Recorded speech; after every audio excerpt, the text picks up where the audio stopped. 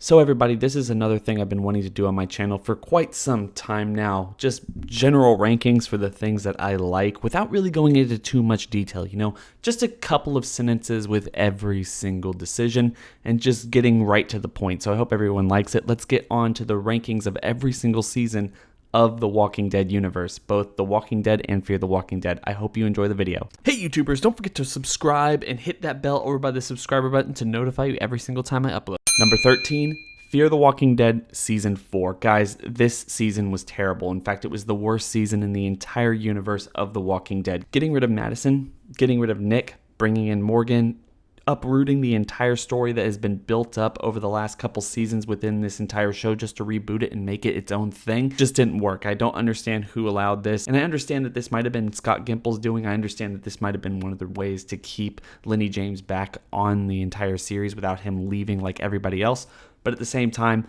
holy crap, just give people spinoffs at this point if you're going to ruin an entire series. Whether you've been following my content for a while or not, Fear the Walking Dead is even more erratic in terms of quality than even The Walking Dead. So that's saying a lot, and you're going to see it pop up in some interesting places within this list. So yeah, Season 4, Fear the Walking Dead, absolutely terrible. Number 12, Season 7 of The Walking Dead.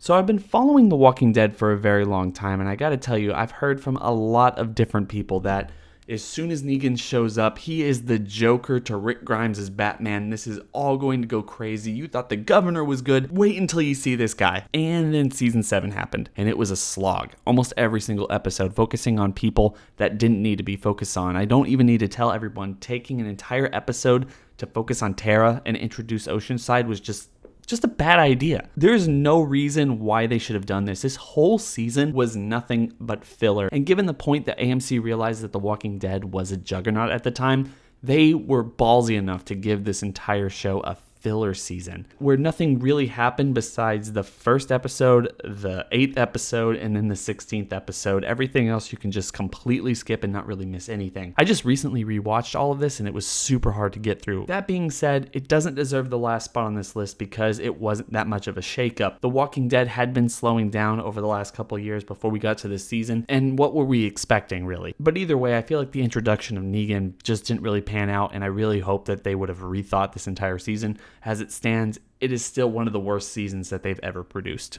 Number 11, Fear the Walking Dead Season 2. As I said, this show varies from the best of the best to the worst of the worst. In fact, I felt like this season offered us a lot more potential than it ended up giving us. This was our first major crossover into the digital shorts that they had been making over the last couple of years, and one of the main series on the channel. In fact, they're dealing with so many interesting things in this season that people had been clamoring for so long. What's going on outside of this world? What if just people got on boats and started going off sea? What happens in other countries? And just all these other things that fans have been talking about for so many years, and yet it's boring. It's just so boring.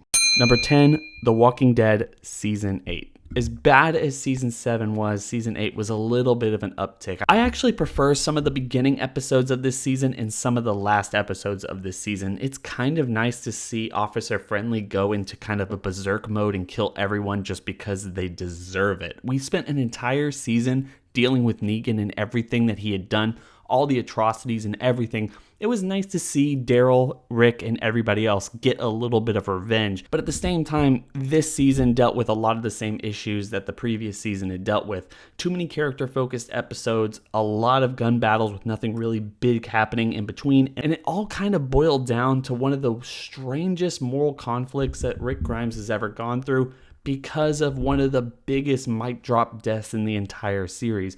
Just kind of an FU death to everyone who is expecting stuff from the comics, and just a general fan of the series. Killing off Carl was a weird decision, but at the same time, it did kind of allow for future seasons, at least as far as we're going to get into in this list. So, I don't know, you tell me. But either way, I didn't like what they did with this season. It was kind of an uptick from the season previous, but still, in terms of general quality for The Walking Dead's main show, it's right up there with the worst of the worst. So tell me what your thoughts on this season are, because I feel like a lot of people might disagree with me, but yeah, Season 8 was kind of also a little slog to get through.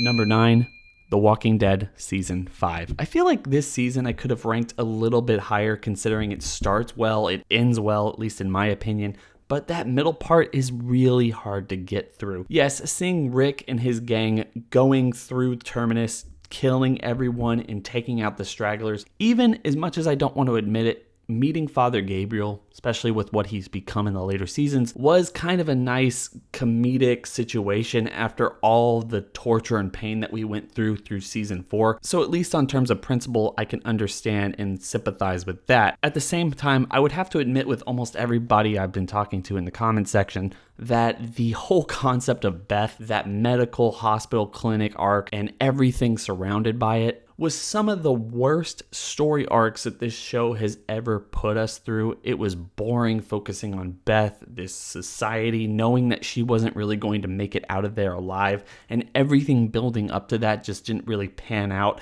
And maybe if they had allowed Beth to live, maybe if she had taken Enid's role once they got to Alexandria, but for what it's worth, that's one of the reasons I'm putting this season so far down the list. That middle arc in the entire season just really kills my attention span. And to me, that's kind of a bummer because once the group goes out on their own, they're walking through a drought, they're starving and they're thirsty and they don't know what to do until they meet Aaron, who brings them to Alexandria, and they're really wary about what's going on. And it seems like for a moment, just a moment, that our main protagonists are going to become the antagonists of the series. That was entertaining. I like that more than most people, but still, that first half of the season just really kills any anticipation or really any goodwill that season 4 left. And we're going to get to season 4 of The Walking Dead, but let's just go right into the next one. Number 8, The Walking Dead season 3. So I feel like this is where a lot of people are going to start coming for my cheeks, because this is amongst the fan base probably one of the better received seasons. But at least if you're asking me, I don't like it. I don't like the focus on the prison. I don't like the way that Rick Grimes loses his mind after his wife dies. I understand it, but I don't like it. It's not really played well. The Walking Dead was still in a real weird, shaky situation where they hadn't gotten Scott Gimple as the main showrunner yet. And even though you want to say, oh, Scott Gimple is the worst thing that's ever happened to The Walking Dead, he did bring it back from the brink in terms of creative quality content week to week, especially in season 4. He might have lost his touch, but he really did save the show. So we need to give him that credit. But instead, this season just felt like kind of not a whole lot going on. Building up the governor, making us all hate Andrea a little bit more than we really should have, and taking time and focusing on characters that don't even matter anymore. That's the weirdest point, I think, for season 3 of The Walking Dead, and one of the reasons it makes it so far down this list is if you go back and watch it, it's kind of this weird moment where you realize that most of these characters are dead now. Like, all of these conversations don't really have any bearing, especially conversations between dead people, don't really have any bearing on any of the relationships or anything going on in the main series of The Walking Dead. And I know I shouldn't let that be a determining factor within this list, but it really does. And for the most part, season 3, there's very few people left who are from season 3. We only have Daryl, Carol, and Michonne's leaving next season. So you can't really go back and watch this season and get a whole lot out of it because so many people there are gone now. There doesn't seem to be a whole lot connecting this season to the current season of the show because of all the cast members who are gone.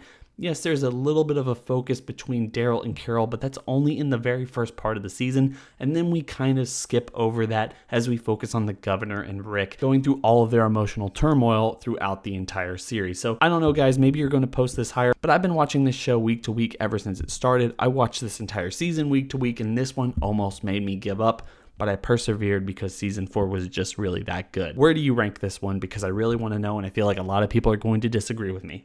Number 7, The Walking Dead season 6. So part of me feels like this season should be a little bit higher, because I know a lot of people want to point to season 6 and say that's the beginning of the end of The Walking Dead and it's not as good as it ever has been. That's where the quality dropped, and I understand where that comes from. There was a lot of different cliffhangers in this season. There was Dumpster Gate, which they kept us waiting about Glenn's fate for a couple weeks, and then there was also Dwight shooting Daryl before saying immediately that he was going to be okay off screen during credits. I mean, that was never been done before, and it was just really stupid. And then, of course, there's the infamous Negan final of season 6. Still, I think season 6 has a lot of good things in between. I like the concept of spending 8 episodes in a single day. And when we were watching it week to week, that left some genuine intrigue for me. I wanted to see what was going on and how all these characters were dealing with the situations. Now going back and rewatching it though, I don't really know. The idea that we have to skip awesome moments and figure out what's going on, the biggest issue I have is we have Rick in the RV after the wolves attack Alexandria and they go to try to attack him, and he ends up taking out the RV by shooting out all the wolves.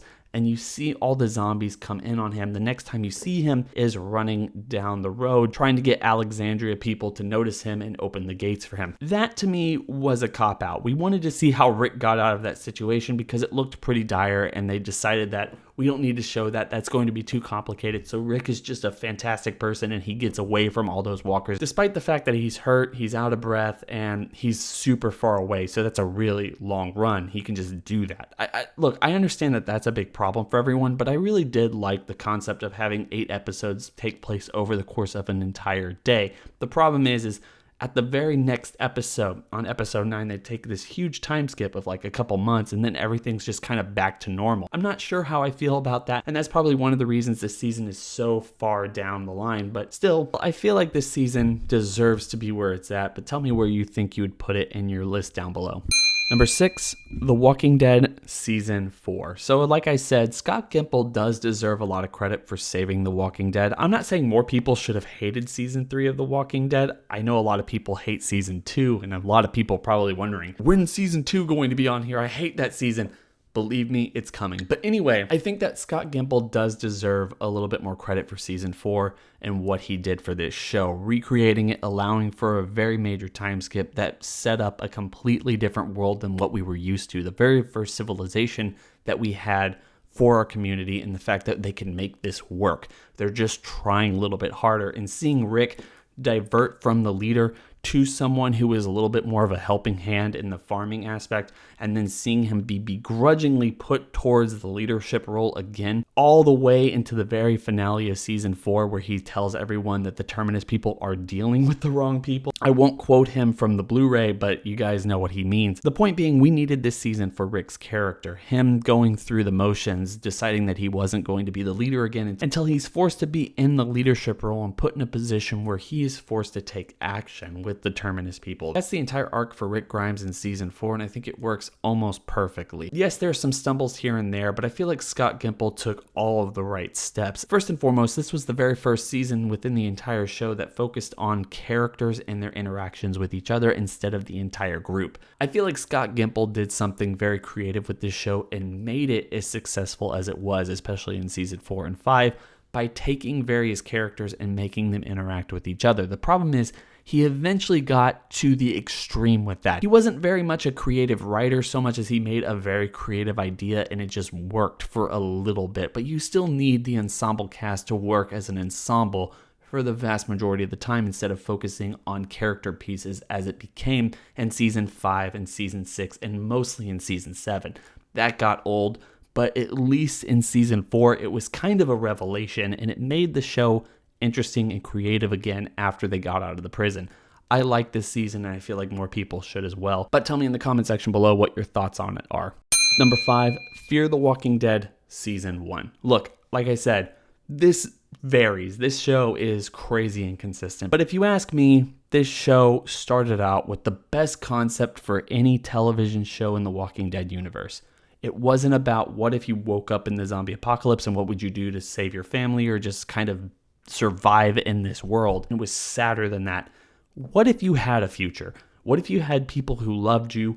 What if you had goals, aspirations, and a life ahead of you, an entire future, and that was taken away? Not quickly, but slowly. That's what the first season of Fear the Walking Dead was about, and I feel like that's one of the reasons I liked it as much as I did. It focused on different issues, different aspects of this world than The Walking Dead had ever focused on, and I feel like it succeeds in almost everything that it gives us. That's one of the reasons it's in my top 5. Number 4, Season 2 of The Walking Dead. Look, I know a lot of people consider this the farm season where nothing happens, but I've been watching this ever since it started. I didn't like it when I first watched it, but I've watched it on binge mode maybe 3 or 4 times now. And as I tell myself almost every single time, I'm incredibly transfixed on what they're doing. As I said before with season 4 of The Walking Dead and the way that Scott Gimple reimagined the future of The Walking Dead, this was the last season in almost the entire universe where we got to deal with characters in one single location, dealing with the issues at hand, and developing not only one character at a time, but the entire group as well. If you watch it episode to episode, it's genuinely enthralling. We're not cutting back and forth between one community to another, which we eventually get to in season 3.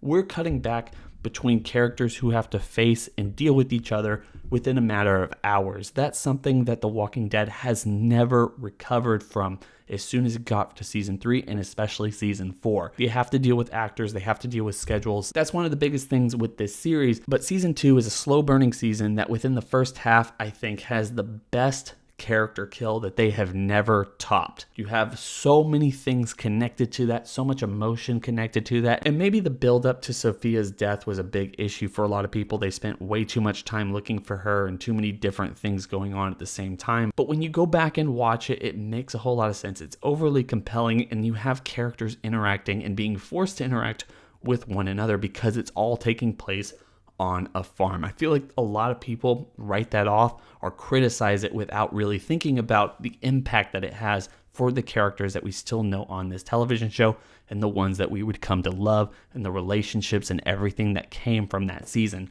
I feel like it deserves more love, and that is why it's so far up this list. Number 3, the one that started it all, Season 1 of The Walking Dead. I don't really have much to say on this besides the fact that this season just kind of sets the tone. It doesn't even really set all the characters. The only characters left alive are Daryl, Carol, and Morgan, and they don't really have a big part in this season. The only point being, it just set the tone. It's well written. It's short and to the point, which in these days, The Walking Dead just doesn't do anymore. I mean, even in great and or good seasons, they usually have a lot of faults. But this one, there's very few, and that's one of the reasons it's on my top 3. Number 2, Season 9 of The Walking Dead. In all honesty, this should be number 1. As I've been covering it over the course of this entire season, this one should be number 1. But we're really close from the end of that season, and I don't want to put too much hype or anticipation, especially for when the time comes when I have to go back and I have to rewatch it, and I want to see how everything places in terms of like a vast rewatch of the entire universe of the AMC's Walking Dead shows. But still, this one should be number 1 if it wasn't for that time gap. The departure of Rick Grimes was handled perfectly. The reintroduction of Daryl Dixon as a main focus character was handled with grace. The introduction of the Whisperers and their nightmarish community was handled pretty effectively, at least in my opinion. Probably some of the most effective, if not the most effective, villains or antagonists in the entire universe of this series. And the show's character moments, the way they use their cast, and the fact that they don't have all the characters in every single episode like in season 2, just worked. Everything felt genuine and natural, and I feel like if you've given up on this show because of season 8 or season 7 or season 6 or just even season 5, whatever it might have been, you can skip all that. Go onto Wikipedia, read as much as you can about those seasons and understand what's going on, who dies and whatnot, and then just start in season 9. It's a complete and utter reboot of this entire series, and I feel like a lot of people would be back on board and be excited for season 10. I cannot wait to see what they do with this television show, and if it wasn't for the time placement of doing this video, it might be number 1. But as I'm sure you've already deduced, number 1 is season 3 of Fear the Walking Dead. And I feel like a lot of people are going to disagree with me here, but I love this season so much. In fact, I feel like it's the best written, best acted, most interesting concepts that we've ever seen throughout the entirety of the Walking Dead universe. You have these characters going through real legitimate crises. At the same time, we had characters like Rick Grimes and everyone else going through gun battles, and whether or not they can get this community to side with them in the fight between like this tyrant with a bat or any of the other things that they do within this show, or at least the main series. Fear the Walking Dead deals with some legitimate issues. It deals with racism, it deals with water and oxygen and all these other interesting facts that The Walking Dead has never touched on it before. and it works. It's thrilling, it's well written, the characters are vibrant, and I want to explore this world more. It set up so much potential, and so much was left for the future of this series that was completely thrown off the table with the introduction of Morgan and the concept of a crossover between The Walking Dead and Fear the Walking Dead. It's almost heartbreaking for anyone who's been watching not only this, but probably both television shows since their inception, and I really wanted something more than that. This season set up something more, and it felt like, oh my gosh, the first season started off with this cool concept, but then it quickly drove itself into the ravine, or at least the ocean, with boredom concepts, and then eventually it got its sights set on a world, a future, and a narrative that we can get behind, and then they just kind of shoveled it away in the fourth season, and it looks like they're going to continue that bad path in season 5.